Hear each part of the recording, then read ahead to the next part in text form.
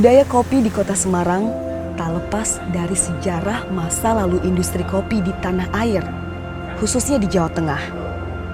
Tak lengkap kalau saya tidak mengunjungi kawasan Pacinan.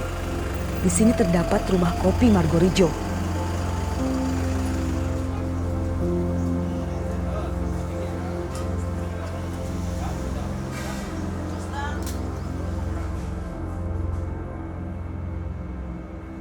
Basuki atau Tan Chuan Pi, 74 tahun, adalah pemilik generasi ketiga rumah kopi Margorijo, sekaligus pengelola Dharma Butik Roastery. Rumah kopi Margorijo mulai beroperasi sejak tahun 1920-an. Didirikan kakek Basuki bernama Tan Tiongle dan sampai saat ini masih beroperasi. Bangunan rumah peninggalan Belanda yang masih dihuni oleh Basuki merupakan cagar budaya. Beralamat di Jalan Wat Gandul Barat nomor 14, Kota Semarang.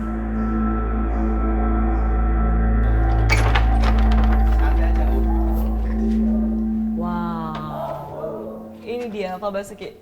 Ya, Pabrik betul. kopi peninggalan zaman Belanda. Ya, betul. Ini mesin sangrai. Mesin sangrai. Mesin sangrai. Mesin sangrai ini kapasitasnya untuk green bee-nya atau biji mentahnya 100 kilo. 100 kilo. 100 kilo. Dan mesin ini menggunakan bahan bakar gas, gas kota ketika itu. 100 kilo ini bisa dia proses sehingga matang, sampai matang dalam kira-kira 20 menit. 20 menit. 20 menit. Ini pabrik berdiri sejak tahun 19... Kakek saya mendirikan pabrik ini, sebetulnya perusahaan ini tahun 1916, tapi awalnya di Cimahi. Di Cimahi. Berarti Bapak termasuk generasi ketiga pemilik pabrik kopi ini. Ya, betul. Kalau yang di sisi kanan ini apa Pak? Kalau ini adalah mesin giling. Oh, mesin giling. Mesin giling. Jadi kalau misalnya di sana adalah roasting, Ya. dan ini adalah sisi kanan untuk mesin Betul, giling ya. betul. Dan ini belum ada yang berubah posisinya Pak? Belum ada yang berubah. Wow. Puluhan tahun. Jadi ini mesin kopi yang sudah menggunakan alat bakarnya minyak gas tadi Gas, ya Pak ya? gas kota. Kalau ke ruangan kedua ini Pak, ini kayaknya juga mesin untuk roasting juga ya Pak ya? Betul. Ini lebih lama lagi, Wow. lebih kuno lagi dari mesin yang tadi. Ini saya kira di awal-awal, karena setelah kakek pindah dari Cimahi kembali ke Semarang,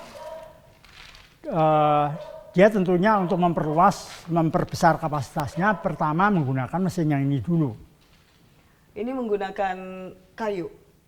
Awalnya menggunakan kayu, kemudian mesin-mesin ini dimodifikasi menggunakan minyak bakar atau solar gitu ya. Itu tangkinya masih ada di atas.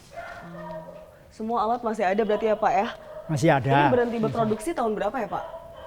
Secara besar gini, secara besar ini kira-kira tahun 80-an. 80-an. Coba kalau mesin yang itu, karena gasnya ketika itu sudah nggak begitu bagus lagi, nggak lancar lagi, sudah mulai tahun 70-an itu. Tahun sudah 70-an. dioperasikan ya. Dan semua konstruksi bangunan dan juga alat-alat peninggalan zaman Belanda masih ada semua Masih sekarang ada, ya Pak ya? masih ada. Wow. Cuma sekarang ini kan sudah berpuluhan tahun ya, ruang ini nggak digunakan.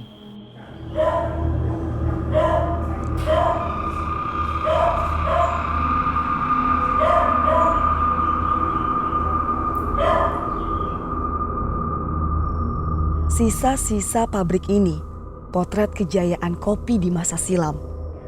Komoditas andalan di era kolonial Belanda.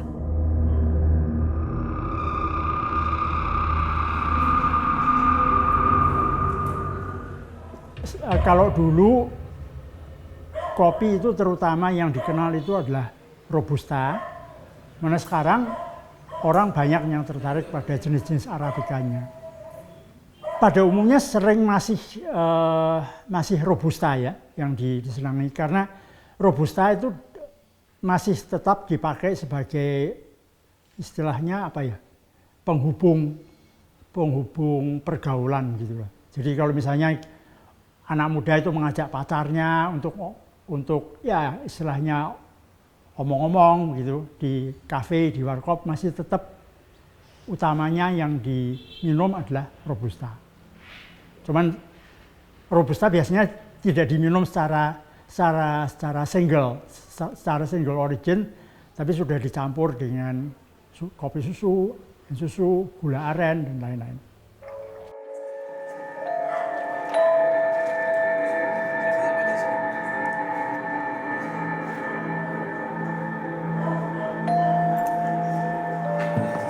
Dahulu, tempat ini dikenal sebagai pabrik penyangraian kopi bernama Eerste Bandungsche Elektrische Koffiebranderie Margorejo. Dulu rumah kopi Margorejo memproduksi berbagai jenis kopi kemasan seperti cap gerobak ijo, cap pisau, cap orang macul, kopi sentoso, kopi mirama, dan kopi sari rosso, hingga cap Margorejo. Namun saat ini Margorejo berubah nama menjadi Baru Dharma Boutique Roastery. Tidak lagi di hilir, lebih mengedepankan bisnis di hulunya.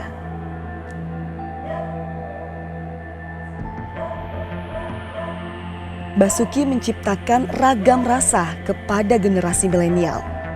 Perubahan perilaku masyarakat dalam menikmati kopi, khususnya generasi ketiga peminum kopi, telah mengubah tren dan mindsetnya dalam menyajikan kopi-kopi berkualitas kepada masyarakat.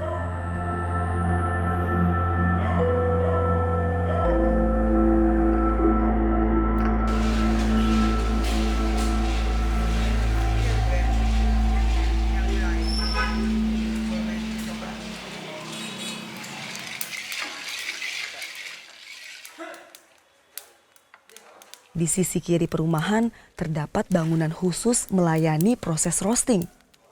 Masih terdapat alat penyangraian kopi manual.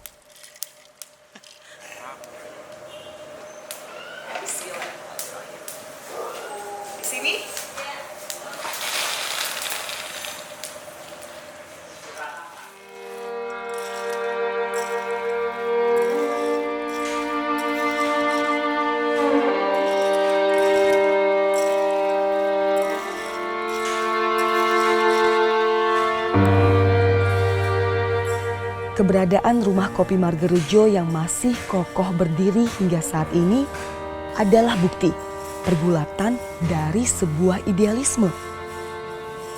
Bagi Basuki, mempertahankan usaha pabrik dan penyangraian kopi yang dibangun kakeknya sejak 1 abad lalu adalah sebuah pengabdian untuk menghadirkan cita rasa bagi para penikmat kopi.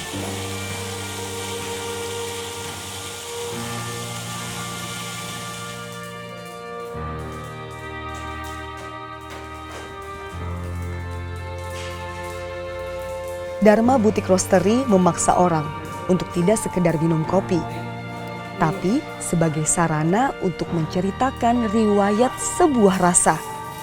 Karena kopi adalah sebuah produk seni yang tidak mengenal kata akhir. Dan itulah prinsip hidup Basuki.